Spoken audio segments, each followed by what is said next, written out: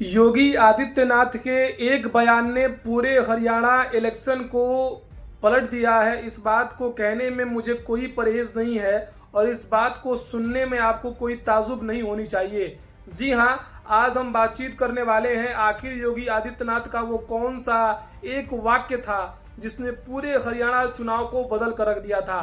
वही हरियाणा चुनाव जहां कांग्रेस के ऐसी ऐसी डींगे चल रही थी, जहां बड़े बड़े राजनीति के जानकार बता रहे थे कि हरियाणा में इस बार कांग्रेस की लहर है और हरियाणा में कांग्रेस 45 से 55 सीटें जीत रही हैं और वहीं 25 से 30 सीटें मात्र भारतीय जनता पार्टी के पाले में जाएंगी। लेकिन आखिर समय कैसे बदल गया, आखिर वक्त और जज्बात कैसे बदल गए, इन्हीं के बारे में हम इस वीडियो में चर्चा करेंगे।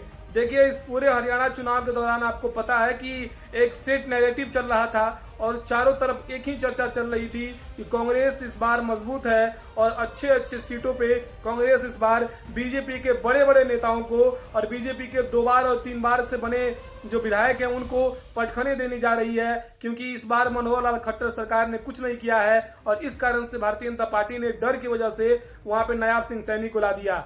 लेकिन इसी बात को जितने भी राजनीतिक जानकार हैं वो कह रहे थे कि, और यहां तक एग्जिट पोल ने भी ये बता दिया था कि इस बार हरियाणा में कांग्रेस की सरकार बन रही है। लेकिन लोकसभा चुनाव से लेकर उससे पहले बिहार के चुनाव में भी और कई चुनाव में एग्जिट पोल जिस तरीके से फेल हो रहे हैं, अब एग्जिट पोल नाम का कोई चीज अस्तित्व में नहीं बचता है, मुझे ऐसा लगता है। क्योंकि उनके बारे में हम क्या ट्रस्ट करें, हमेशा उनके परिणाम बदलते रहते हैं, इसके ऊपर ट्रस्ट करना बेवकूफ़ी होगी। लेकिन जिस तरीके से लगातार चीजें चेंज हो रही है और आखिर योगी आदित्यनाथ के वो कौन से एक वाक्य ने पूरे हरियाणा चुनाव को बदल दिया है, ऐसे कुछ राजनीतिक जो जानकार हैं उनका ये कहना है कि योगी आदित्यनाथ ने जो बात कही थी और वो बात थी कि बटेंगे तो कटेंगे ही।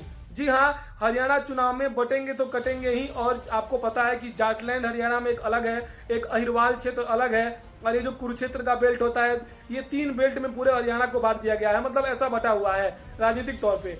तो इसमें आपको पता है कि अहिरवाल में भी जाटलैंड में जो भूपेंद्र सिंह हुड्डा के सिक्के चलते हैं और वहाँ पे वो मजबूत हैं।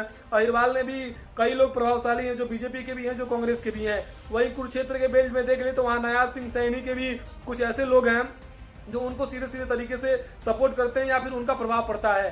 तो ये तीनों बेल्ट हैं और यहाँ पे लगातार योगी आदित्यनाथ को भी हरियाणा चुनाव में उतारा गया था। उधर राहुल गांधी भी जलेबी यात्रा कर रहे थे और इसको लेकर लगातार जलेबी के बारे में वो लोगों को बता रहे थे कैसे उसको और वर्ल्ड वाइड फेमस करना चाहते हैं, क्या उनका उसके ऊपर विजन है, वो बता रहे थे। इसके बाद काफी ट्रोल हो रहा है, काफी मीम्स भी बन रहे हैं। तो इसको लेकर राहुल गांधी जी भी अपने लोगों के पास जा रहे थे, वहां पे कनेक्ट होने का प्रयास कर रहे थे, लोगों को बताने का प्रयास। और कांग्रेस पार्टी के जो लोग हैं, जो कार्यकर्ता हैं, उनमें एक अलग जोश दिख रहा था कि शायद इस बार हरियाणा में कांग्रेस जीत ही रही है, ऐसा वो लोग मान चुके थे, कंफर्म मान चुके थे। लेकिन अचानक जब 8 तारीख को परिणाम आते हैं तो वक्त बदल जाता है, जज्बात बदल जाते हैं। शुरुआती रुझानों में कांग्रेस आगे रहती है, लेकिन वो रुझान ज्यादा देर तक नहीं चलता है और 1-2 घंटे के अंतराल में पूरे मामले अलग थलग हो जाते हैं और भारतीय जनता पार्टी लीड कर जाती है। और इस समय भारतीय जनता पार्टी के पास लगभग 50 से अधिक विधायक हो गए हैं। 2-3 ऐसे विधायक हैं निर्दलीय जिनका समर्थन भारतीय जनता पार्टी को मिल चुका है। तो अब हरियाणा चुनाव के बाद भारतीय जनता पार्टी मजबूत हो चुकी है और वो महाराष्ट्र में भी जीतने को सोच रही है, वो झारखंड के चुनाव में भी जीतने को सोच रही है, वो आने वाले बिहार विधानसभा के चुनाव के बारे में भी अपनी तैयारी और मजबूत कर रही है। वहीं अब राहुल गांधी जी समीक्षा बैठक कर रहे हैं कांग्रेस में भी, जहां जीतती हुई बाजी को पलट दिया गया है उसके बारे में वो लोग सोच रहे हैं और कहां चूक रह गई इसके बारे में भी वो कार्य कर रहे हैं। आने वाले विधानसभा के चुनाव में भी देखा जाएगा। बहुत बहुत धन्यवाद।